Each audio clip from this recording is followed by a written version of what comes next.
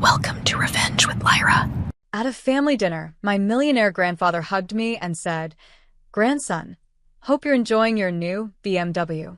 The laughter at the table swelled, silverware clinking against plates, everyone smiling, except me. Because I didn't own a BMW. I didn't even own a car. I stared at him, my fork frozen halfway to my mouth. "Grandpa," I said slowly, my voice cutting through the noise. "I'm working 3 jobs just to keep the lights on. I've never even driven a BMW." The room stilled. My mother's glass stopped halfway to her lips. My sister's smile faltered, just a flicker. And then the truth landed, heavy as stone.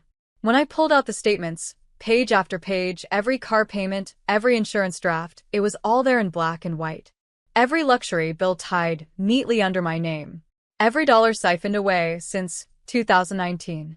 All of it, feeding the machine that kept my sister behind the wheel of her gleaming white BMW.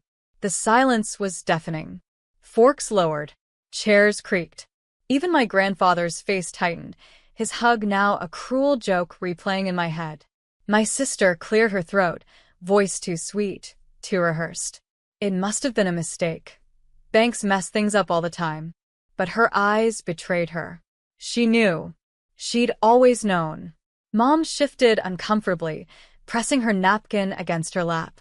"I'm sure it's not as bad as it looks." But it was. It was worse. Because every late night I dragged myself home after a double shift, every time I skipped a meal to make rent, every debt call that stole the air from my lungs, it wasn't just bad luck. It was her. My name is Natalie Brooks. And if you think you know how this ends, stay tuned. Because what happens when family betrayal runs deeper than blood, and the bank itself calls to confirm it. That night, at 9:14 p.m., my phone rang. The number flashing across the screen wasn't a friend, wasn't a coworker. It was my bank. And what the voice on the other end told me changed everything. The voice on the line was calm, too calm, like they were reading me my own obituary.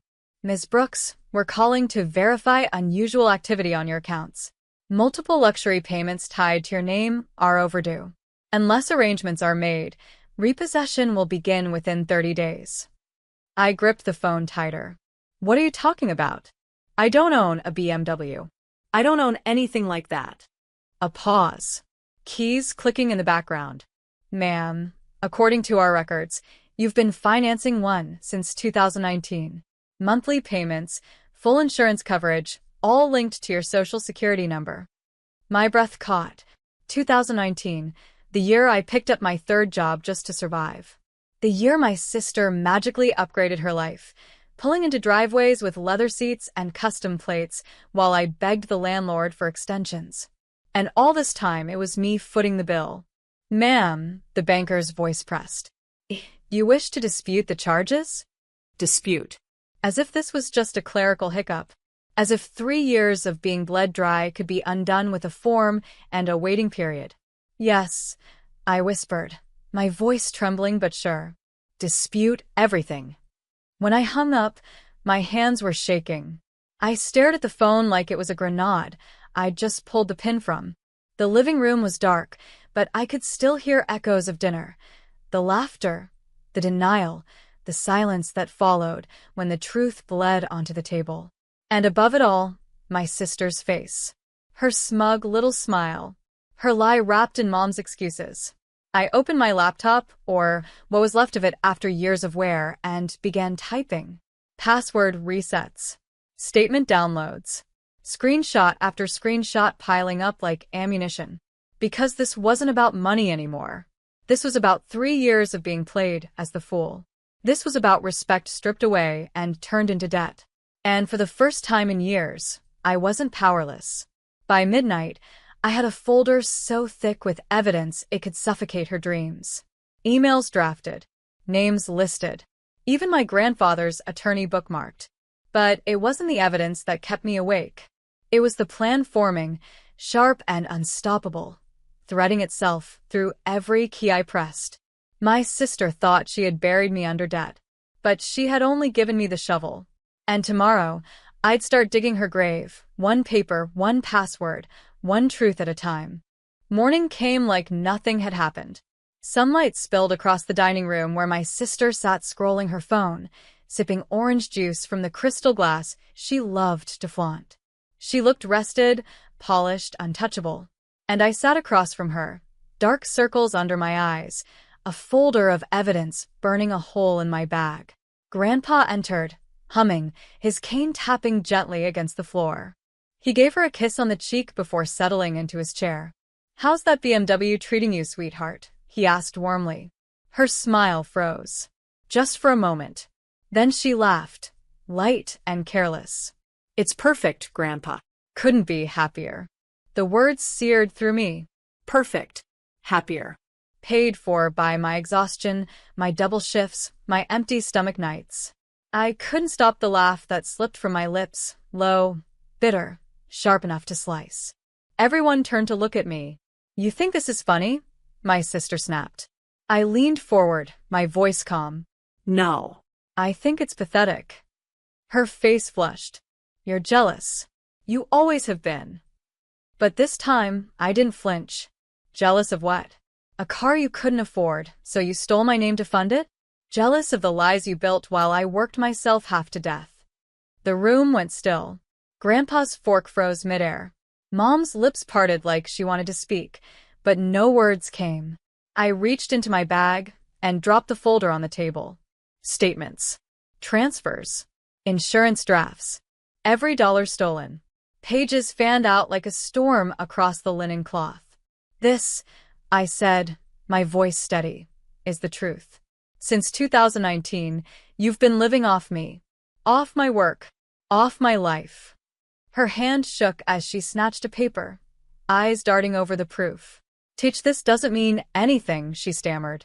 "It's just mistakes happen." "No." I cut in, sharp as glass. "Mistakes don't happen every month for 3 years." Grandpa's gaze darkened, his voice heavy as stone. "Is this true?" Silence.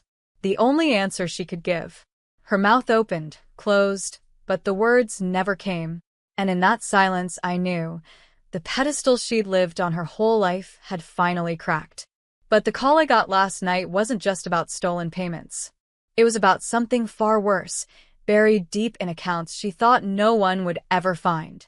And tonight I was going to show them everything. That evening, I sat at my desk with the glow of my laptop burning into my eyes. The bank's words from the night before replayed, steady and merciless. "Ms. Brooks, there are additional accounts linked to your Social Security. Not just auto loans. Credit cards. Personal loans. Totals exceeding $74,000. $74,000. Debt so heavy it could crush me flat. Debt I had never touched, never even applied for. And every line item led back to one name. My sister's." I scrolled through the statements again, bile rising in my throat. Designer handbags. Flights. Hotel suites. Even spa memberships. All luxuries she paraded online as if success had dropped from the heavens into her lap. Meanwhile, I'd been drowning, working 3 jobs, skipping meals, begging landlords for time. She hadn't just stolen from me. She'd built her entire life on my back. At dinner, the weight pressed against my chest. Grandpa sat at the head of the table, silent but watching. Mom picked at her food. My sister twirled her fork like she was still in control. I let her have her moment, and then I laid down the bomb. "Funny thing," I said casually. The bank called again. Turns out the BMW wasn't the only thing in my name. The fork slipped from her fingers, clattering against the plate. "What are you talking about?" she snapped too quickly. I pulled my phone out, sliding it across the table. Screenshots glowed under the chandelier light. Transactions, accounts, balances. $74,000, I said.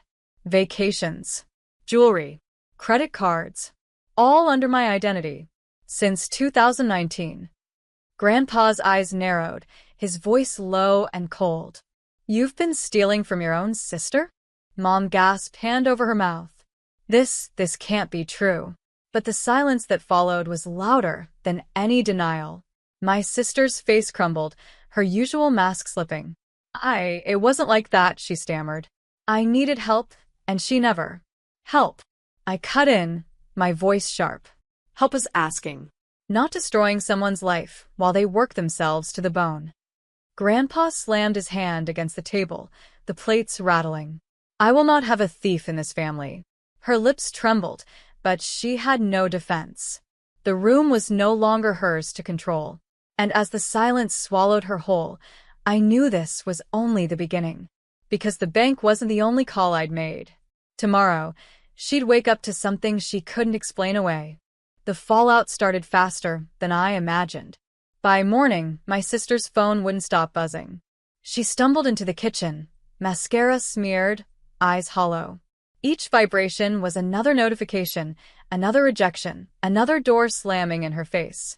At first, she tried to brush it off. It's just a mix-up, she muttered to Mom, waving her phone like it was a mosquito she could swat away. Banks make mistakes all the time. But the truth was louder than her excuses. Her so-called friends, girls who clung to her Instagram stories of champagne glasses and designer bags, had seen the screenshots I forwarded. Not anonymously. From my account, my name clear at the top.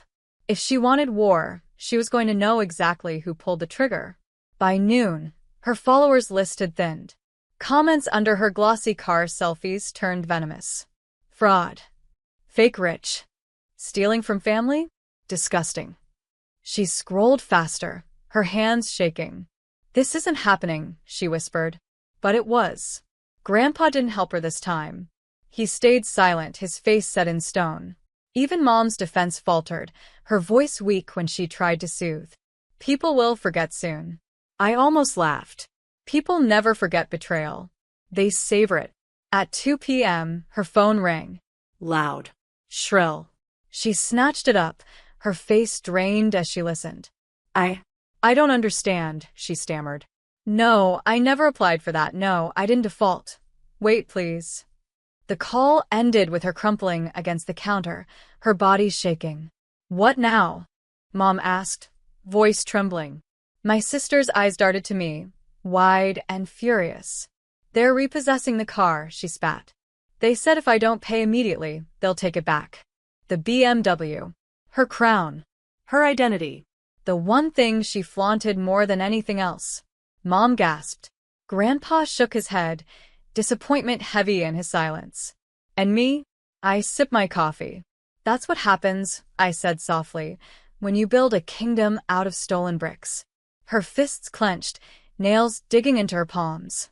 She looked like she might lunge across the table and claw me apart. But then her phone buzzed again. This time, the color drained completely from her face. She didn't scream. She didn't curse. She just stared at the screen, frozen. Because the bank had finally uncovered something even she didn't see coming. Her phone slipped from her hand and hit the floor with a dull thud. She just stood there, pale, shaking, lips parted but no words coming out. Mom bent down, picking up the phone. Her eyes scanned the screen, and when she read the message, she went still too. Natalie, she whispered, voice breaking. It's not just the car. I took the phone from her trembling fingers. The text from the bank glowed against the screen, every word a nail in my sister's coffin. Final notice. Multiple accounts in default. Total balance, $74,000. Legal action pending. Identity theft investigation will proceed if no response within 7 days. The silence that followed was crushing. Grandpa's cane tapped once against the floor, slow and deliberate, before he pushed himself to his feet. Is this true? His voice thundered, shaking the air. My sister stammered, her eyes darting from him to me. I didn't mean for it to go this far. Didn't mean? Grandpa's face hardened, his voice cutting through her excuses. You stole your own sister's future to pay for your greed. Tears spilled down her cheeks. She reached out, desperate. Grandpa, please. But he pulled away, his jaw tight with disgust. You've embarrassed this family. And worse, you've destroyed her. He pointed at me, his voice rising. 3 jobs, working herself sick, while you pranced around in stolen luxury.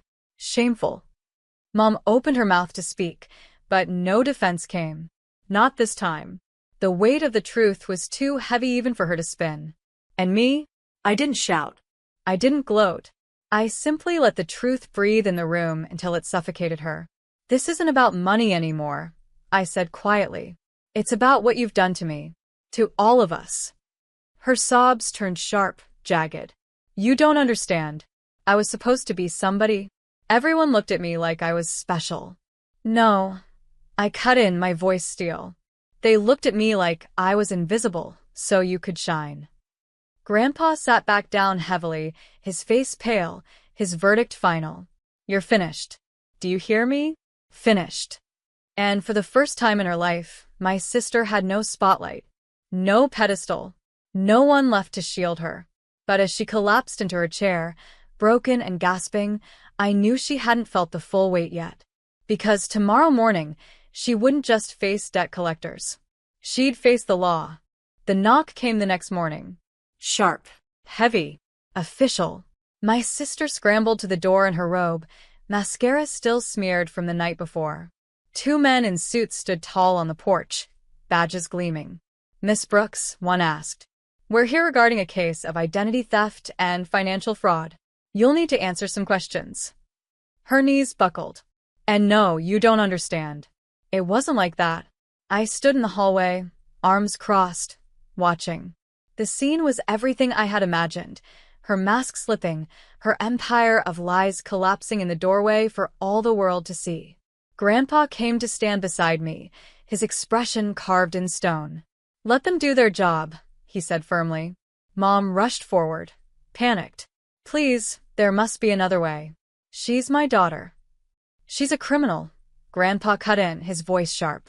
And she nearly destroyed her sister's life.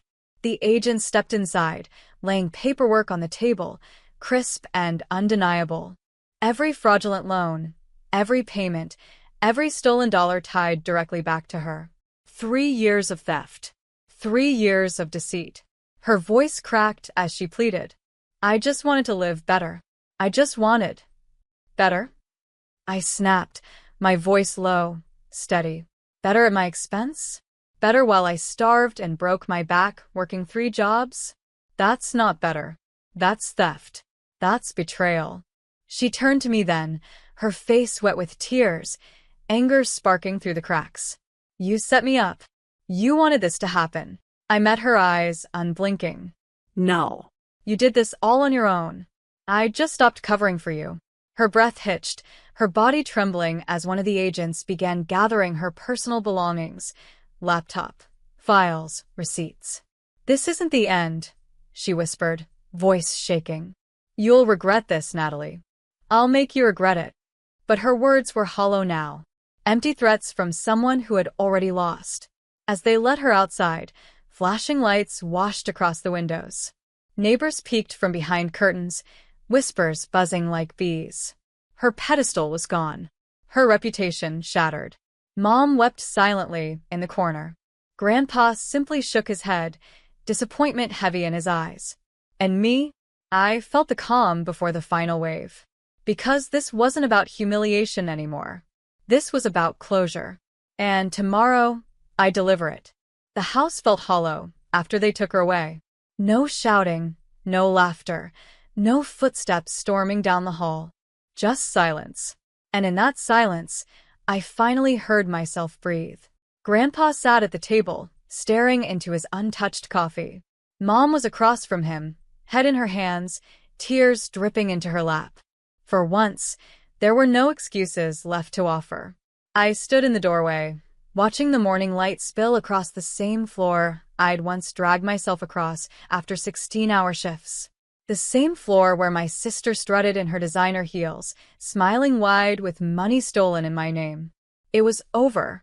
But poetic justice isn't just about watching someone fall. It's about balance. It's about putting the scales back where they should have been all along. So I opened my laptop. The evidence folder, every screenshot, every statement, every receipt was already with the investigators. But I still had one last move to make. With a few clicks, I transferred the last of my paycheck into a new account. My name, my control. Not hers. Not anyone else's. Mine. And then, slowly, I began the process of untangling myself from the wreckage she left behind. Credit reports, fraud claims, legal filings. This time, my future wasn't in her hands. Grandpa looked up at me then, his eyes heavy but proud. "You're stronger than all of us realized," he said quietly. "She stole years from you, but she can't steal what you do next." I nodded, the truth settling deep into my chest. For the first time in a long time, I wasn't angry. I wasn't broken. I was free. Later that day, I walked past her empty room. The walls were bare, the bed unmade, the vanity stripped of all the glittering lies she used to hide behind. And I realized something. Revenge isn't about ruining someone else's life. It's about reclaiming your own. She thought she'd buried me under mountains of debt, but all she really did was hand me the match. And I lit it, not to burn myself down, but to burn away the lies that had chained me for years. I didn't smile. I didn't cry.